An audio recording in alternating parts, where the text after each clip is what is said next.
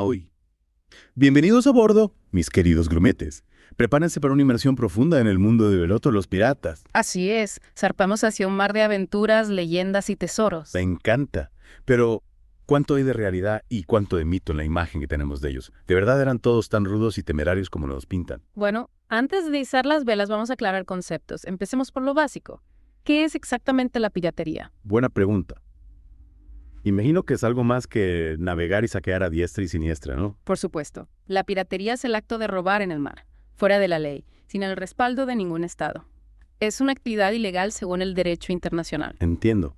Entonces, ¿cuál es la diferencia entre un pirata y un corsario?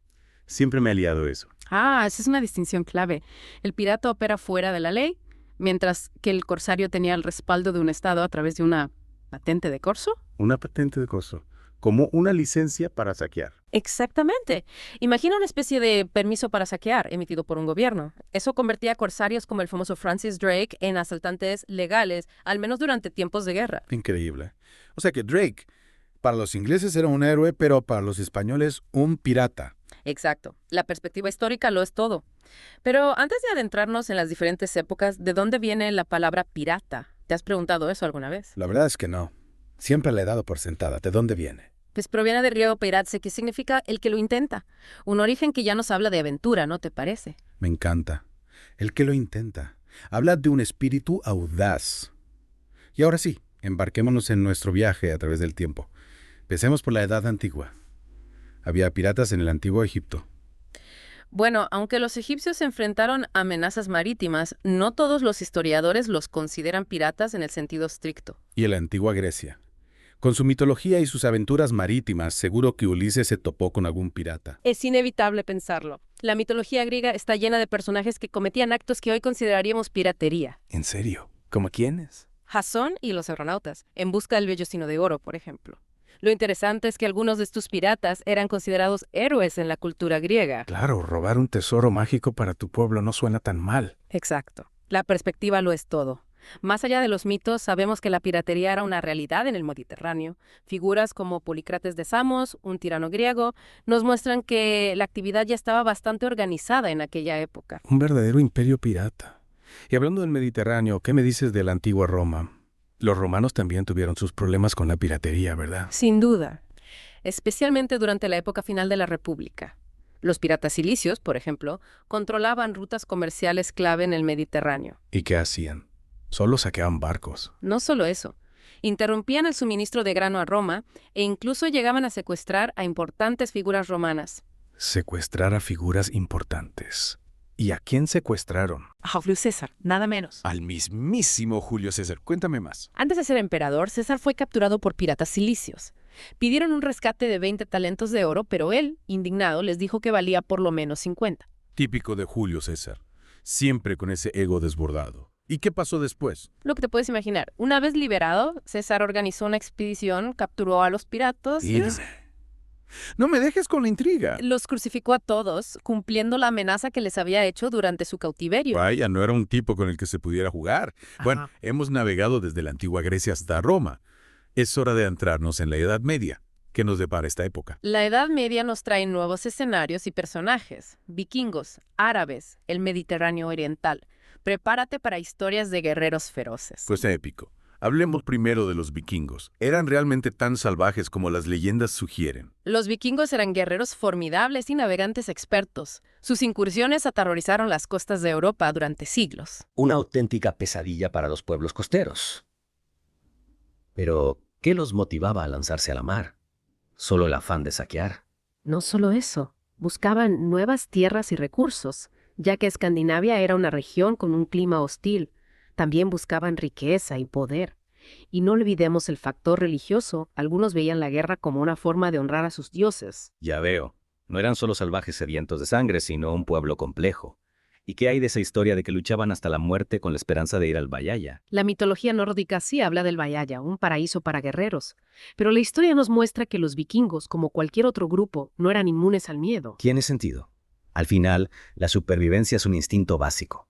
Y las mujeres vikingas También participaban en las incursiones. Aunque la piratería era vista como una actividad masculina, hay evidencias de mujeres que comandaban barcos y participaban en ataques. En serio, ¿hay algún ejemplo famoso? Rusla, la doncella roja, por ejemplo. Según la leyenda, era una princesa vikinga que se convirtió en pirata para vengar a su hermano. ¡Wow!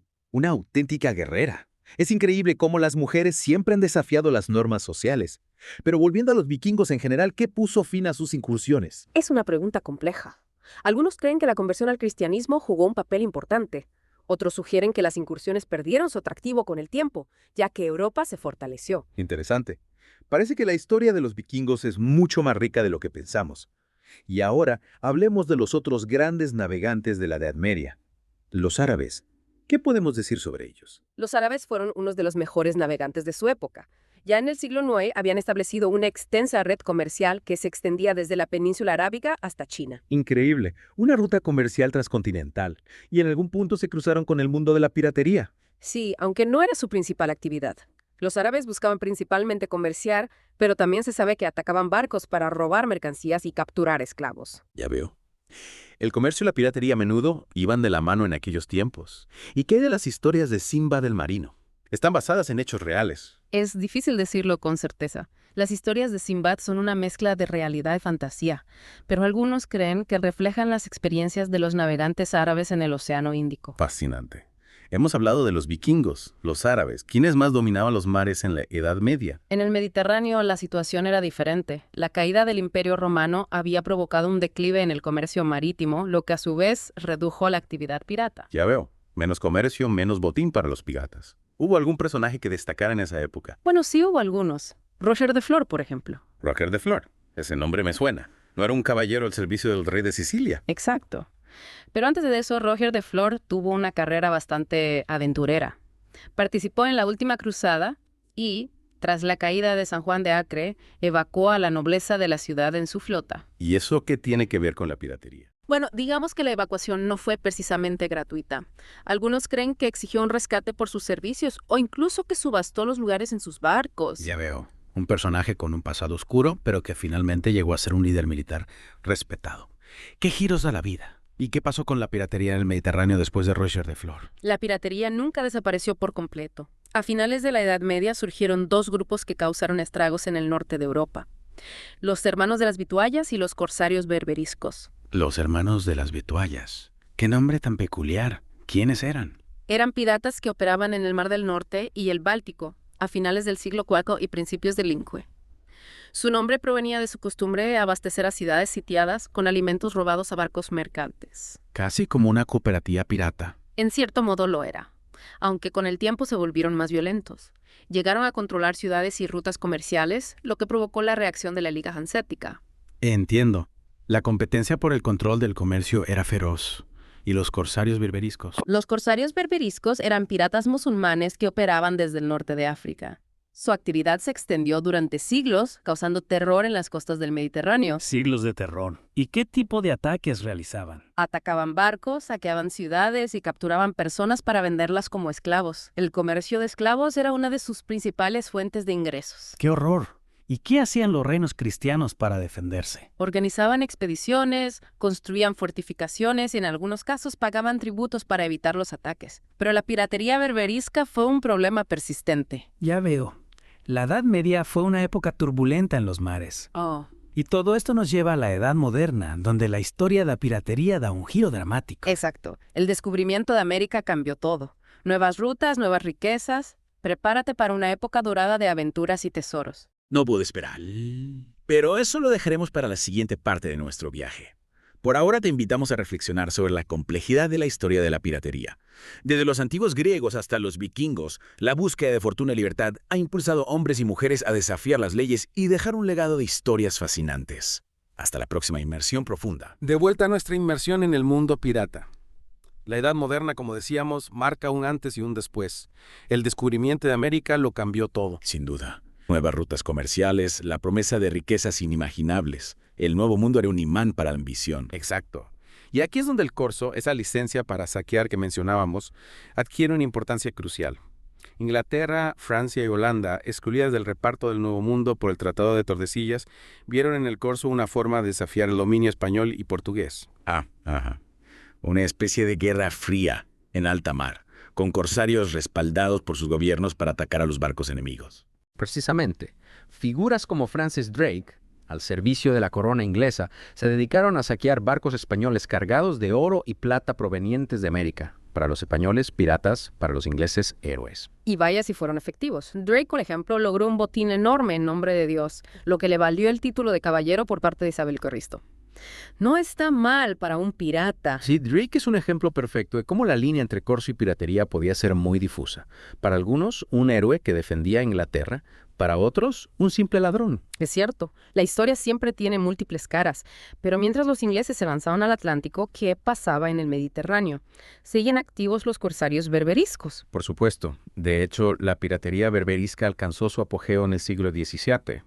Controlaban importantes puertos en el norte de África y sus ataques se extendían por todo el Mediterráneo. Siglos de terror en el Mediterráneo. Es increíble que un grupo de piratas pudiera mantener un control tan amplio durante tanto tiempo. ¿Cómo lo lograban? Bueno, hay varios factores. Por un lado, contaban con el apoyo del Imperio Otomano, que les proporcionaba protección.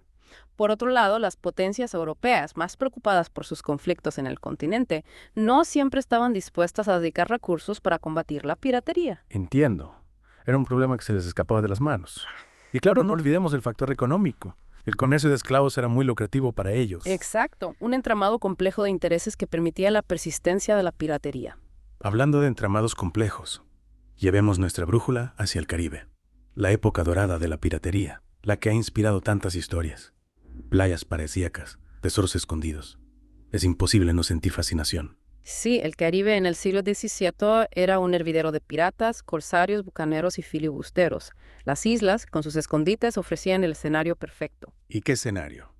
Es fácil dejarse llevar por la imagen romántica, pero supongo que la realidad era mucho más dura. Por supuesto. La vida de un pirata en el Caribe era brutal: violencia, enfermedades, traiciones. La supervivencia era una lucha constante. Entonces, la imagen del pirata que nos pinta Hollywood está un poco distorsionada. Más allá del glamour, había mucha crudeza. Sin duda, es importante recordar que la piratería era un negocio cruel. Hablemos de algunos personajes famosos de esta época. ¿Quiénes se destacan en el panteón de los piratas caribeños? Bueno, hay muchos, pero algunos de los más conocidos son Henry Morgan, el Olonés, Michel de Grammont y Lawrence de Graff, conocido como Lorencillo. Estos hombres sembraron el terror en el Caribe. Personajes de leyenda, cada uno con su propia historia. Hablemos de Henry Morgan. ¿No fue él quien saqueó Panamá? Sí, en 1671, Morgan lideró una expedición que cruzó el Istmo de Panamá y saqueó la ciudad. Fue un ataque brutal. Cruzar el istmo con un ejército de piratas para saquear una ciudad. Morgan era un estratega audaz. ¿Y qué hay del Olonés?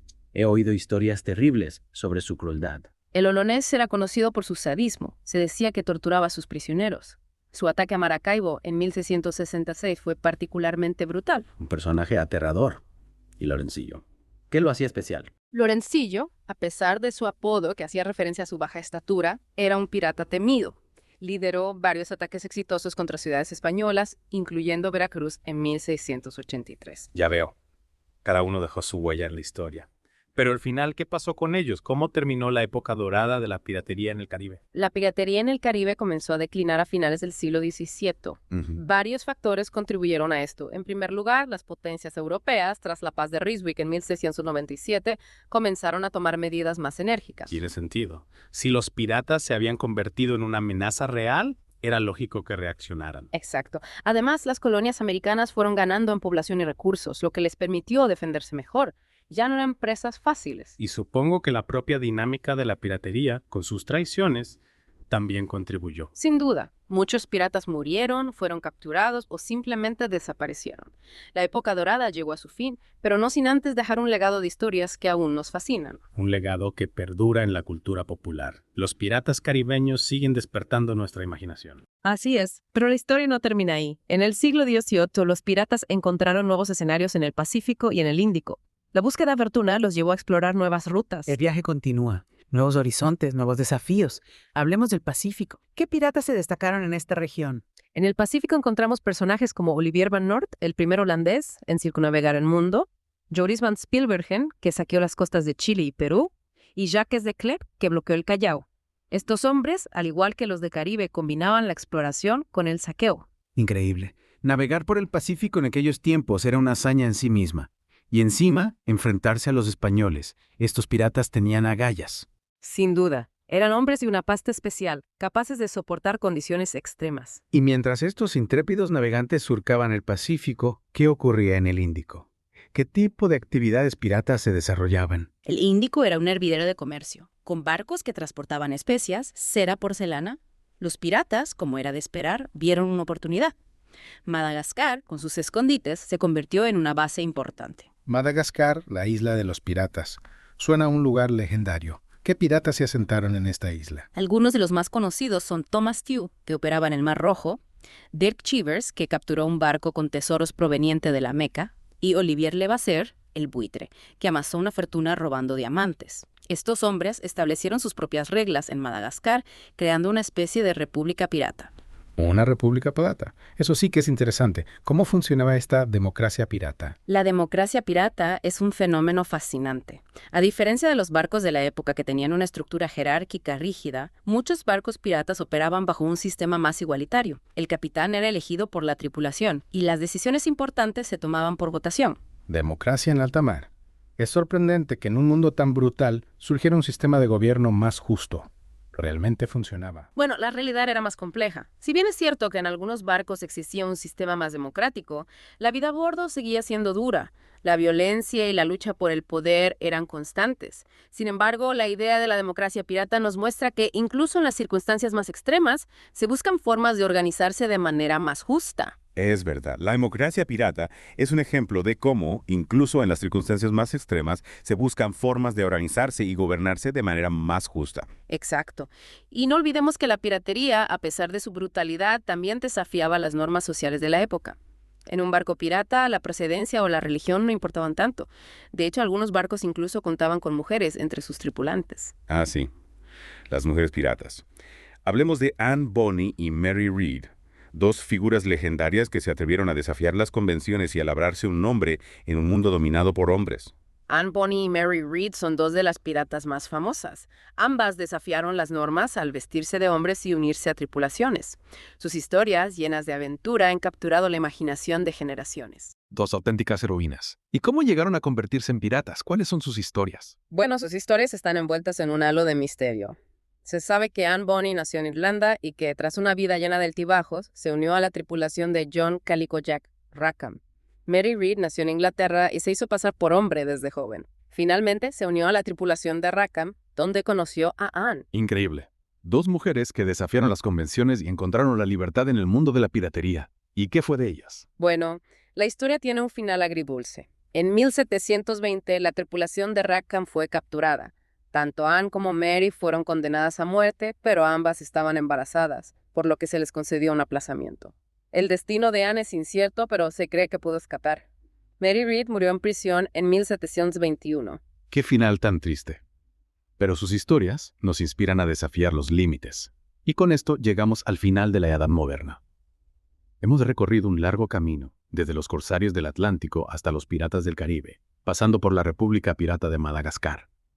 Una época fascinante. Así es, la Edad Moderna nos muestra la complejidad del mundo de la piratería, pero la historia no termina ahí. En la siguiente parte exploraremos la piratería en la Edad Contemporánea, desde los filibusteros del siglo XIX hasta los piratas modernos. Prepárate para descubrir cómo la piratería ha evolucionado. De vuelta a la aventura pirata, la Edad Contemporánea. Una época donde podríamos pensar que la piratería, tal como la conocíamos, ya no existía. Es cierto, con la fuerza de los estados modernos y sus armadas, uno pensaría que los días de bucaneros y corsarios habían terminado. ¿Quién se enfrentaría a buques de guerra con cañones? Tienes razón, el panorama había cambiado. Pero la piratería, como una hierba mala, siempre resurge. Aunque ya no veíamos flotas enteras de piratas, la actividad persistió en lugares con menor control estatal. Ya veo. Como una guerrilla marítima que aprovechaba los vacíos de poder, lugares donde la ley no llegaba y la tentación de la riqueza era fuerte. Exacto. Y un ejemplo fascinante de esta nueva piratería lo encontramos en América en el siglo XIX, con los filibusteros. ¿Recuerdas la doctrina del destino manifiesto? Claro. Esa idea de que Estados Unidos debía expandirse por todo el continente. Pues bien, los filibusteros, en su mayoría estadounidenses, se aprovecharon de esa ideología para justificar sus acciones en América Central y el Caribe. Personajes como William Walker, un aventurero, lideraron expediciones para conquistar territorios y establecer repúblicas independientes que luego serían anexadas a Estados Unidos. Espera, o sea que estos Filibusteros eran como piratas y conquistadores con un toque de ideología expansionista. Exacto. Walker, por ejemplo, conquistó Nicaragua en 1855 y se autoproclamó presidente. Aunque fue derrotado, su historia nos muestra cómo la piratería se mezclaba con la política y la economía. Increíble. Una historia que nos recuerda que la ambición y la criminalidad a veces van de la mano. Y mientras esto ocurría en América, ¿qué sucedía en otras partes del mundo? Bueno, en el siglo XIX la piratería tradicional ya era un fenómeno en declive. Sin embargo, la actividad persistió en zonas como el sudeste asiático. El sudeste asiático, con tantas islas, siempre ha sido un desafío para el control marítimo, un paraíso para piratas. Y a eso debemos sumar la debilidad de algunos estados de la región. El estrecho de Malaca, por ejemplo, era un punto caliente de la piratería. Y supongo que la situación no ha cambiado mucho en el siglo XXI, ¿verdad? A pesar de los avances tecnológicos, la piratería sigue siendo una amenaza. Lamentablemente no. Aunque ha disminuido en algunas zonas, sigue siendo un problema en regiones como Somalia, Indonesia, Nigeria. Los piratas modernos, con armas y lanchas rápidas, atacan barcos mercantes e incluso barcos turísticos. Es terrible. ¿Cuáles son las causas de este problema? Las causas son complejas. En algunos casos, como en Somalia, la piratería es un síntoma de la inestabilidad política y la pobreza. La falta de oportunidades empuja a algunos a la piratería. Es triste, pero comprensible. En otros casos, como en el sudeste asiático, la piratería se alimenta de la corrupción y la falta de recursos para combatirla. Un círculo vicioso donde la corrupción y la piratería se alimentan mutuamente. Exacto. Y la globalización, con el aumento del comercio marítimo, ha creado nuevas oportunidades para la piratería. Es verdad. La piratería se ha convertido en un problema global. Exacto. Y para combatirla es fundamental entender sus causas. No hay una solución única, sino una combinación de estrategias. Cooperación internacional, fortalecimiento de las instituciones, desarrollo económico. Complejo, pero crucial. Hemos navegado a través de siglos de historia pirata, desde los antiguos griegos hasta los piratas modernos. Es increíble cómo la piratería se ha adaptado a las circunstancias. Así es. La piratería nos muestra que la búsqueda de la fortuna, el poder y la libertad es una constante en la historia. Y también nos recuerda que las desigualdades y la pobreza pueden crear caldo de cultivo para la criminalidad. Combatir la piratería no se trata solo de perseguir piratas, sino de construir un mundo más justo. Estoy totalmente de acuerdo. La piratería es un síntoma de problemas más profundos. Hemos llegado al final de nuestra inmersión en el mundo de los piratas.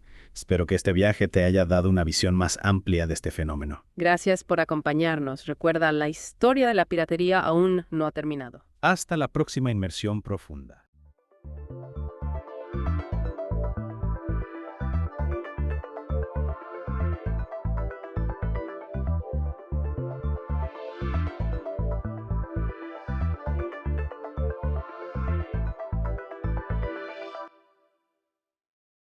Bienvenidos a nuestra inmersión profunda de hoy. Hoy. Nos adentraremos en una fuerza global para el bien, la Cruz Roja. Sí. Más allá de su icónico logo, exploraremos sus complejas historias, controversias Ajá. y el alcance real de su labor humanitaria. Exacto. Desde su origen hasta los desafíos actuales descubriremos cómo la Cruz Roja ha impactado al mundo y cómo continúa evolucionando para enfrentar las crisis humanitarias de nuestro tiempo. Empecemos por el principio. Claro. En 1859, Vale. con la batalla de Solferino. Ajá. Imaginen un escenario de devastación total. Puertas en bajas abandonadas a su suerte. En este contexto, un hombre de negocio suizo llamado Henry Dunant Henry Dunant, sí. presenció el horror de la guerra. Lo fascinante de Dunant es que no era médico ni soldado. Era un civil que, conmovido por el sufrimiento a una escala inimaginable, Sí, se sintió impulsado a actuar. claro. Movilizó a la gente del pueblo para ayudar a todos los heridos sin importar a qué bando pertenecieran.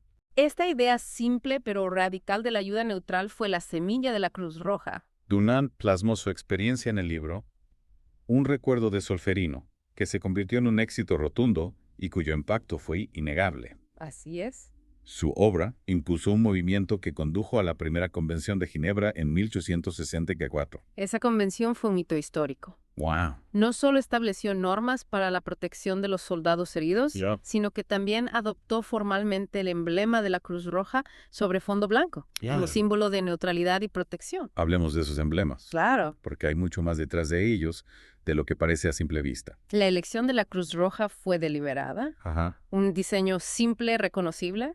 que invertía los colores de la bandera suiza para simbolizar la neutralidad. Entiendo. Sin embargo, a medida que el movimiento crecía y se globalizaba, Ya veo. surgieron complejidades. Y aquí es donde la historia se pone realmente interesante. Interesantes. El Imperio Otomano, durante la Guerra Ruso-Turca, expresó su preocupación por la Cruz Roja debido a sus posibles connotaciones religiosas para los soldados musulmanes. Ajá.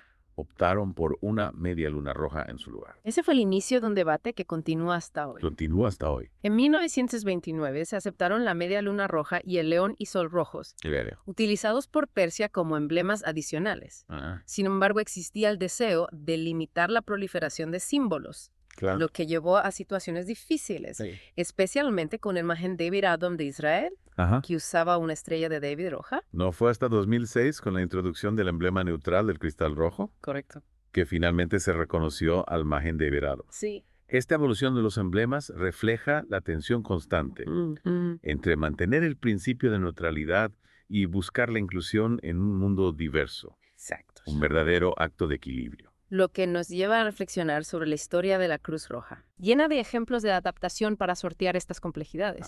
Un ejemplo ilustrativo es la Guerra Civil Española, Ajá. donde la neutralidad de la organización fue cuestionada. Cierto, es un recordatorio de que mantenerse neutral en medio de un conflicto, Sí, especialmente cuando se cometen atrocidades, es una tarea difícil. sin duda. Pero vayamos más allá de los desafíos Vale. y exploremos el alcance del trabajo actual de la Cruz Roja. De acuerdo. Es mucho más que la respuesta a desastres, que es con lo que la mayoría de la gente la asocia. Totalmente de acuerdo. La organización se guía por 7 principios fundamentales: 7 principios, sí. humanidad, imparcialidad, neutralidad, independencia, voluntariado, unidad y universalidad. Son muchos. Estos principios sustentan una gama de actividades increíblemente diversa, Una gama muy amplia. por ejemplo, además de la ayuda en desastres, Sí. donde brindan desde búsqueda Yeah. y rescate hasta refugio y suministros. Ajá. La Cruz Roja participa activamente en la salud comunitaria. Exacto. Pensemos en las campañas de donación de sangre, los servicios de ambulancia y los programas de educación para la salud. Claro. También se dedican a apoyar a poblaciones vulnerables, Ajá. como ancianos, niños y personas en riesgo de exclusión social. Y no se limitan a las crisis inmediatas. No. También se centran en promover los valores humanitarios, especialmente entre los jóvenes. Así es. La educación para la paz, el respeto a la diversidad y la comprensión internacional son pilares de su misión. Ya veo. Trabajan para prevenir el sufrimiento futuro, no solo para aliviar el dolor existente. Esto nos lleva a otro aspecto crucial, ¿Cuál? el papel y la estructura únicos de la Cruz Roja. La Cruz Roja es observador permanente ante las Naciones Unidas, Interesante. lo que habla de su importancia en los esfuerzos humanitarios globales. Y luego está su estructura, Sí. una fascinante red de 3 componentes interconectados. El Comité Internacional de la Cruz Roja, CICER, la Federación Internacional de Sociedades de la Cruz Roja y de la Media Luna Roja, y las 192 sociedades nacionales. Un testimonio de la naturaleza colaborativa y el alcance global del movimiento. ¡Wow! Les permite abordar desafíos a todos los niveles, desde las comunidades locales hasta el escenario internacional. Como vemos, la Cruz Roja es una organización multifacética, Sin duda. pero solo hemos arañado la superficie. Es cierto. ¿Qué nos dice todo esto sobre su impacto y relevancia perdurables? Es evidente que la visión de Henry Dunant, surgida en el campo de batalla de Solferino, Sí, sigue resonando hoy. su idea de que incluso en medio del conflicto Ajá, existe una humanidad compartida que exige nuestra compasión y acción. exactamente. Es poderosa, sin duda. Y la capacidad de la Cruz Roja para evolucionar, adaptarse, afrontar nuevos retos y complejidades es crucial en un mundo en constante cambio. Claro. Pero aquí hay una pregunta importante que debemos considerar. Dadas las dificultades que ha enfrentado la Cruz Roja para mantener la neutralidad y al mismo tiempo luchar por la inclusión, ¿cómo crees que las organizaciones humanitarias pueden navegar mejor esas complejidades en el futuro? Esa es una pregunta que vale la pena reflexionar. Porque la necesidad de ayuda compasiva e imparcial no va a desaparecer. Y encontrar maneras de brindar esa ayuda de manera efectiva, respetando las diversas culturas y navegando por las realidades políticas. Ese es el desafío continuo. Un reto al que la Cruz Roja se sigue enfrentando y que todos a nuestra manera debemos considerar mientras nos esforzamos por construir un mundo más humano y compasivo. Exacto. Y precisamente para profundizar en ese reto, en la siguiente parte de nuestra inversión, vamos a explorar algunos ejemplos concretos de las controversias que la Cruz Roja ha enfrentado a lo largo de su historia. Buena idea. Casos que nos ayudarán a comprender mejor la complejidad de su labor en el mundo actual. Me parece perfecto. Estén atentos Hasta la próxima. para la segunda parte de nuestra inversión en la Cruz Roja. Es cierto, la historia de la Cruz Roja está llena de controversias que ponen de manifiesto la dificultad de aplicar los principios humanitarios en un mundo tan complejo. Exacto. Mencionamos las controversias históricas sobre los emblemas, pero ¿qué hay de situaciones más recientes en las que la neutralidad de la Cruz Roja se ha puesto en duda? Un ejemplo que me viene a la mente es la controversia en torno al uso del emblema de la Cruz Roja durante la operación militar colombiana Operación Jaque en 2008. Así, la operación que llevó al rescate de Ingrid Betancourt y otros rehenes en poder de las FARC. ¿Qué sucedió exactamente? Se reportó que los soldados colombianos involucrados en la operación llevaban brazaletes con el emblema de la Cruz Roja a pesar de no ser personal médico. Eso suena a una violación flagrante de los convenios de Ginebra. Así es. El uso del emblema está estrictamente limitado al personal médico y a los trabajadores humanitarios en zonas de conflicto. Su propósito es garantizar su protección y asegurar que puedan llevar a cabo su labor sin ser atacados. Entonces, utilizarlo en una operación militar, incluso con el objetivo de rescatar rehenes, socava el propósito mismo del emblema y erosiona la confianza en la neutralidad de la organización. Precisamente. Es importante recordar que esa confianza es esencial para que la Cruz Roja pueda operar con eficacia en zonas de conflicto. Si las partes beligerantes creen que la organización está tomando partido o que puede ser utilizada con fines militares, es menos probable que le concedan acceso a los necesitados. Tiene mucho sentido. ¿Cómo reaccionó la Cruz Roja ante esta situación? Emitieron una declaración expresando su preocupación y recordando a todas las partes que el uso del emblema está regulado por el derecho internacional. También insistieron en la importancia de respetar la neutralidad de la organización. Debió ser una situación delicada de manejar. ¿Cómo se puede compaginar la necesidad de actuar con la obligación de mantener la neutralidad en un caso como este? Sin duda, tuvieron que defender los principios de los convenios de Ginebra, al tiempo que mantenían una relación de trabajo con el gobierno colombiano, un equilibrio muy difícil de lograr. Ese incidente pone de relieve los desafíos constantes a los que se enfrentan las organizaciones humanitarias para adherirse a sus principios en situaciones complejas del mundo real, y nos hace preguntarnos cómo se puede garantizar que la ayuda humanitaria llegue a quienes la necesitan sin ser instrumentalizada por los intereses políticos o militares. Es una pregunta fundamental. Y la respuesta no es sencilla, requiere un diálogo constante y una formación continua sobre la importancia de respetar el derecho humanitario. Más allá de estas controversias de alto perfil, ¿cuáles son algunos de los retos cotidianos a los que se enfrenta la Cruz Roja en su trabajo? Bueno, uno de los mayores desafíos es simplemente acceder a los necesitados, especialmente en zonas de conflicto activo. A menudo las partes beligerantes se resisten a permitir la entrada de organizaciones humanitarias en sus territorios, ya sea por sospecha o porque no quieren que se examinen sus acciones desde fuera. Claro, es una paradoja. Las personas que más necesitan ayuda son a menudo las más difíciles de alcanzar. Exactamente. E incluso cuando consiguen acceder los trabajadores humanitarios, se enfrentan a menudo a condiciones peligrosas, desde bombardeos y disparos hasta minas terrestres y artefactos sin explotar. Se necesita un tipo especial de valentía y dedicación para hacer este trabajo. Sin duda. Y no se trata solo de peligros físicos. Los trabajadores humanitarios también se enfrentan a tensiones psicológicas, desde presenciar sufrimientos horribles hasta lidiar con la amenaza constante de la violencia. Es una pesada carga que soportar. Lo es. Y luego están los desafíos logísticos de entregar ayuda en países devastados por la guerra, donde la infraestructura suele estar destruida y las líneas de suministro interrumpidas. Claro, conseguir que los alimentos, el agua, las medicinas y otros suministros esenciales lleguen a los necesitados puede ser una tarea monumental. Lo es, y requiere un alto nivel de coordinación y colaboración, no solo entre las diferentes ramas de la Cruz Roja, sino también con otras organizaciones humanitarias, gobiernos y comunidades locales. Es una compleja red de relaciones que gestionar. Lo es, y se complica aún más por el hecho de que la financiación de la ayuda humanitaria es a menudo imprevisible e insuficiente. Esa es una lucha constante para muchas ONG. Lo es. Y significa que las organizaciones humanitarias se ven obligadas a menudo a tomar decisiones difíciles sobre dónde asignar sus limitados recursos. A pesar de todos estos desafíos, la Cruz Roja sigue operando en algunos de los lugares más peligrosos y difíciles del planeta. ¿Qué motiva a su personal y a sus voluntarios a realizar este trabajo? Creo que se reduce a un profundo compromiso con los principios humanitarios que guían a la organización, la creencia de que todos los seres humanos merecen dignidad y compasión, independientemente de su nacionalidad, etnia, religión o creencias políticas. Es una motivación poderosa, que nos lleva a una pregunta crucial. ¿Cómo se mide el impacto real de la Cruz Roja? ¿Cómo podemos saber si su trabajo está teniendo el efecto deseado? Esa es una pregunta compleja. Es difícil cuantificar el impacto de la ayuda humanitaria de forma definitiva. Claro, cómo se miden las vidas salvadas, el sufrimiento aliviado, la esperanza restaurada. Exacto, pero hay formas de evaluar la eficacia de la organización analizando aspectos como el número de personas a las que llegan las mejoras en los resultados sanitarios, la reducción de las muertes y lesiones relacionadas con los conflictos y el fortalecimiento de la resiliencia de las comunidades locales. Entonces, aunque no siempre es fácil establecer una línea directa entre las acciones de la Cruz Roja y los resultados específicos, podemos ver pruebas de su impacto positivo de innumerables maneras. Totalmente. Y es importante recordar que incluso los pequeños actos de bondad y compasión pueden tener un efecto dominó, creando un mundo más humano y justo persona a persona, comunidad a comunidad. Es inspirador pensar en el impacto acumulativo de esos pequeños actos multiplicados a lo largo de casi 2 siglos de existencia de la Cruz Roja. Hablando de su legado, ¿qué te parece especialmente significativo en su historia? Lo que me parece extraordinario es cómo la Cruz Roja ha redefinido constantemente el concepto mismo de humanitario.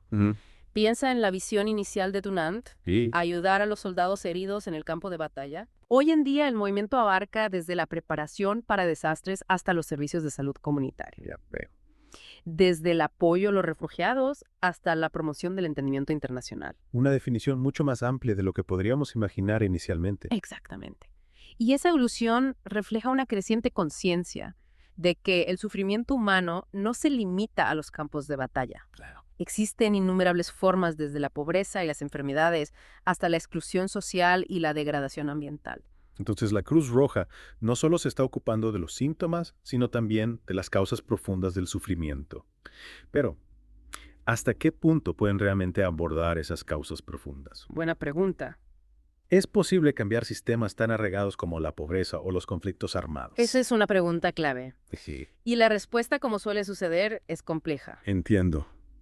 Si bien la Cruz Roja no puede por sí sola erradicar la pobreza o detener las guerras, su enfoque integral busca al menos mitigar sus efectos y fortalecer la resiliencia de las comunidades. Me pregunto si esa capacidad de adaptación, esa voluntad de ir más allá de la respuesta inmediata, es la clave de la longevidad de la Cruz Roja. Es posible. ¿Qué lecciones pueden aprender otras organizaciones de su experiencia? Sin duda, la capacidad de adaptarse a las circunstancias cambiantes es una de las lecciones más valiosas. El mundo es muy diferente al de 1859. Cierto. Y la Cruz Roja ha demostrado una notable habilidad para evolucionar sus métodos y ampliar su misión para enfrentar nuevos desafíos. Es cierto, no se han quedado anclados en el pasado. Para nada. Han reevaluado constantemente su enfoque, adoptando nuevas tecnologías y alianzas para llegar a más personas necesitadas. Exactamente. Y esa flexibilidad es esencial para cualquier organización que quiera seguir siendo relevante y eficaz en un mundo que cambia rápidamente. Totalmente de acuerdo. Otra lección fundamental es el poder de la colaboración. La Red de Sociedades Nacionales de la Cruz Roja, trabajando en conjunto con el CIECHITER y la FICAR, demuestra la fuerza de un enfoque unificado para la ayuda humanitaria. Un recordatorio de que podemos lograr mucho más trabajando juntos que actuando solos. Y me parece que este mensaje resuena con fuerza en el contexto actual, donde enfrentamos desafíos globales como el cambio climático, las pandemias y los desplazamientos masivos, que requieren una acción coordinada de gobiernos, ONG e individuos. Totalmente de acuerdo. La experiencia de la Cruz Roja nos enseña que la colaboración tanto a nivel local como global es esencial para afrontar los desafíos de nuestro tiempo. Entonces el legado de la Cruz Roja no se limita a lo que han hecho en el pasado, sino que también inspira el futuro de la acción humanitaria. Precisamente. Es un ejemplo que ofrece esperanza e inspiración para todos aquellos que aspiramos a construir un mundo más compasivo y justo. Muy bien dicho. Al concluir nuestra inmersión en la Cruz Roja, me queda una pregunta, una que quiero dejarles a ustedes, nuestros oyentes. Ante la creciente complejidad de los desafíos globales, ¿cómo podemos como individuos contribuir mejor al esfuerzo colectivo para aliviar el sufrimiento y promover la dignidad humana? Es una pregunta que vale la pena reflexionar mientras navegamos por las complejidades de nuestro mundo. Gracias por acompañarnos en esta inmersión profunda.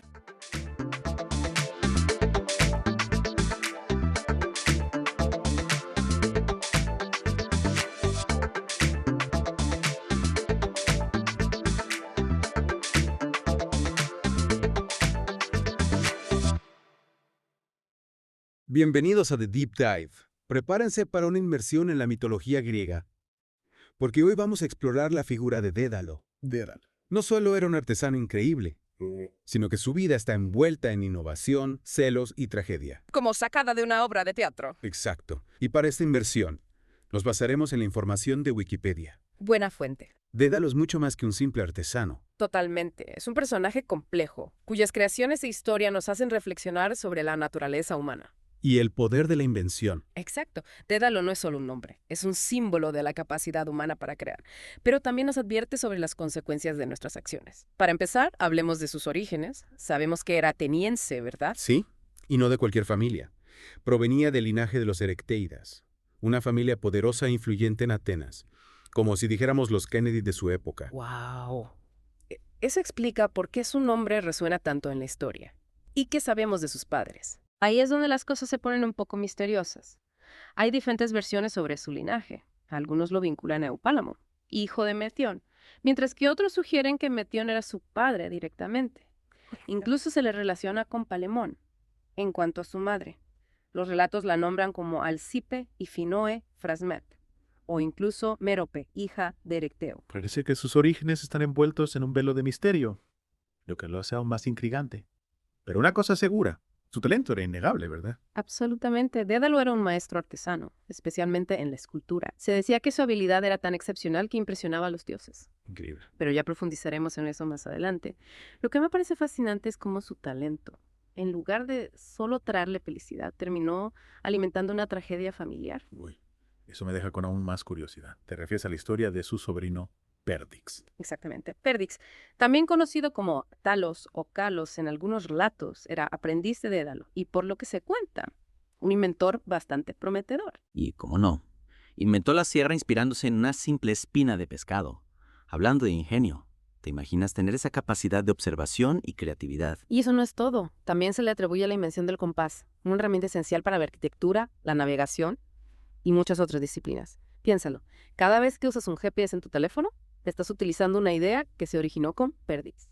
Es increíble cómo una mente tan joven pudo crear herramientas que se siguen utilizando hasta el día de hoy. Es una pena que su historia tenga un final tan trágico. Desafortunadamente sí. Dédalo, cegado por la envidia ante el talento de su sobrino. Lo empujó desde lo alto de la Acrópolis de Atenas. ¡Qué horror! Impulsado por la envidia, acabó con la vida de un joven con un futuro brillante. La verdad es que cuesta entender cómo alguien con tanto talento puede caer en la trampa de los celos. La diosa Atenea, protectora de la sabiduría y las artes, presenció la caída de Perdix y en un acto de compasión lo transformó en una perdiz. Un final poético pero triste. ¿Y qué hay del simbolismo de la perdiz? Es interesante.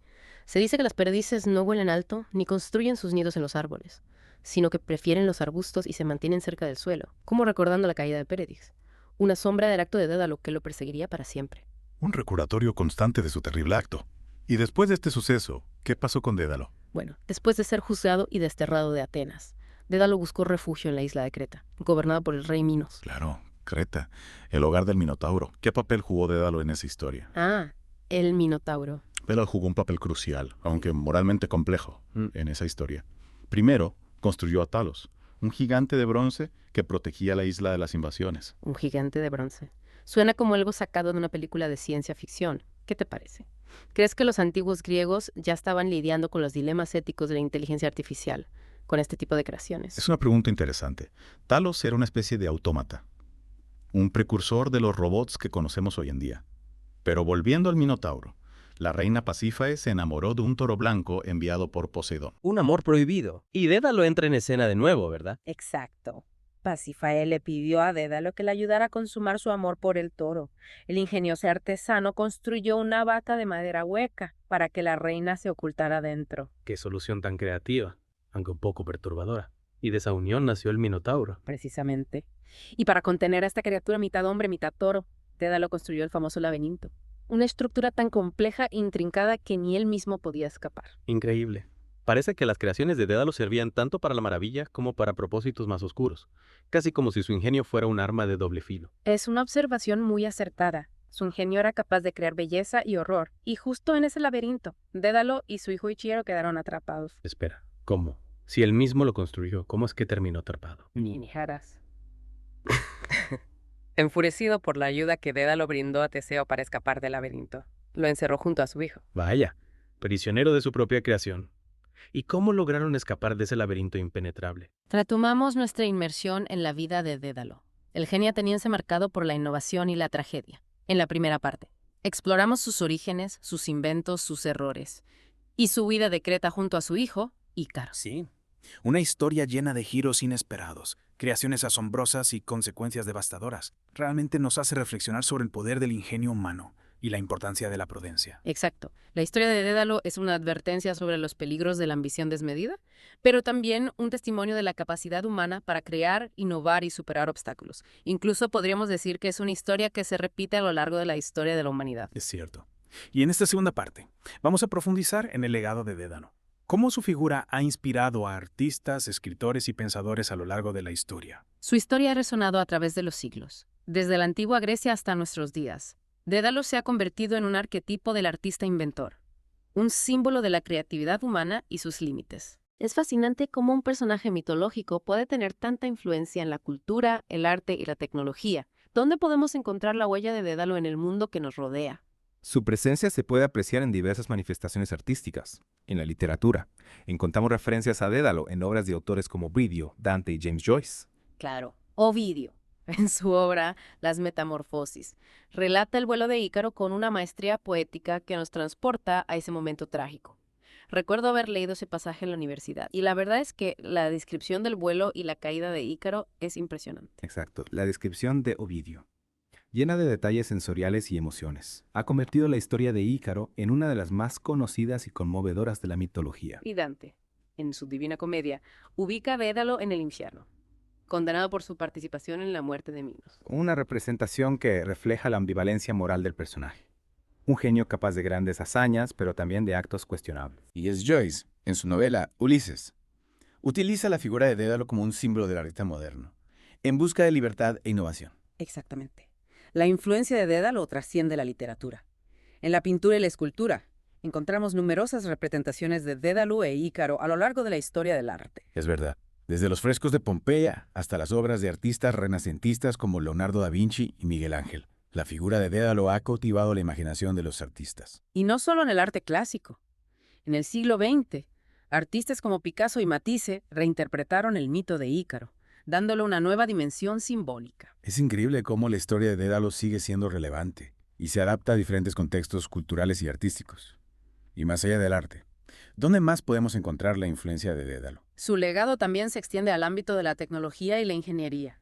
Dédalo, como inventor, representa la búsqueda incesante del hombre por desafiar los límites de lo posible. Claro, la invención de las alas, aunque mitológica, es un claro ejemplo de la aspiración humana de volar, un sueño que se hizo realidad siglos después con la invención del avión. Exacto, el espíritu innovador de Dédalo, su capacidad para imaginar y crear soluciones ingeniosas, es una fuente de inspiración para ingenieros y científicos. Desde los primeros intentos de vuelo hasta la exploración espacial, la huella de Dédalo se puede apreciar en la constante búsqueda de la humanidad por superar sus propias limitaciones. Y no solo en el ámbito tecnológico, la figura de Dédalo también nos invita a reflexionar sobre la ética de la innovación, sobre la responsabilidad que conlleva el poder de crear. Es un punto muy importante. La historia de Talos, el gigante de bronce, plantea interrogantes sobre los límites de la inteligencia artificial y la importancia de utilizar la tecnología de manera responsable.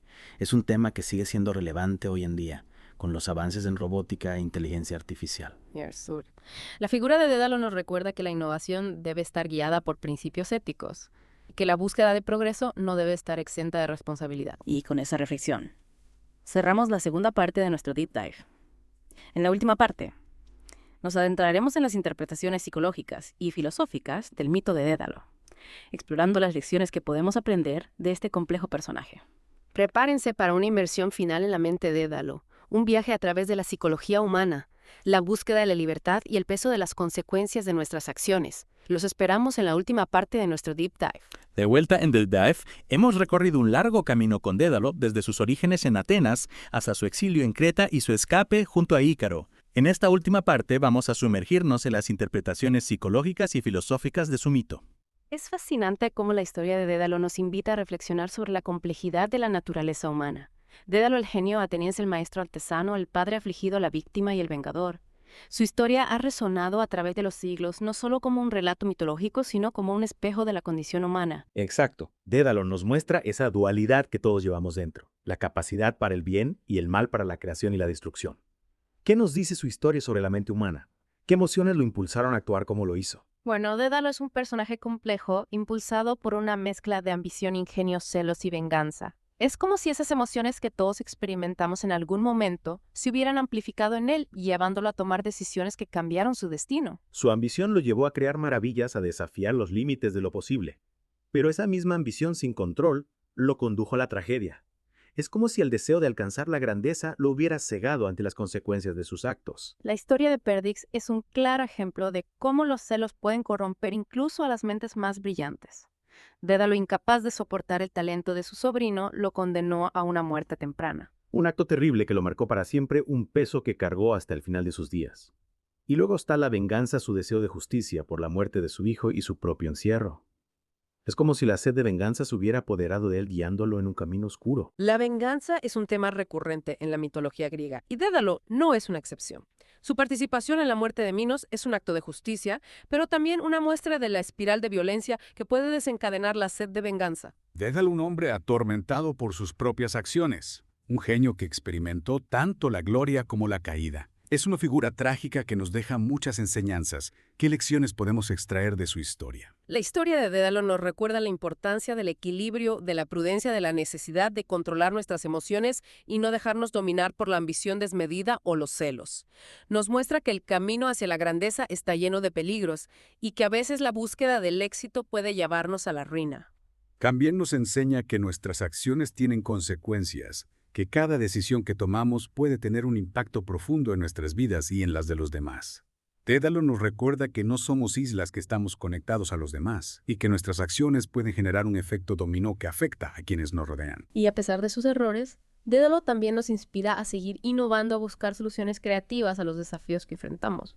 Su ingenio, su capacidad para crear es un legado que debemos recordar y celebrar.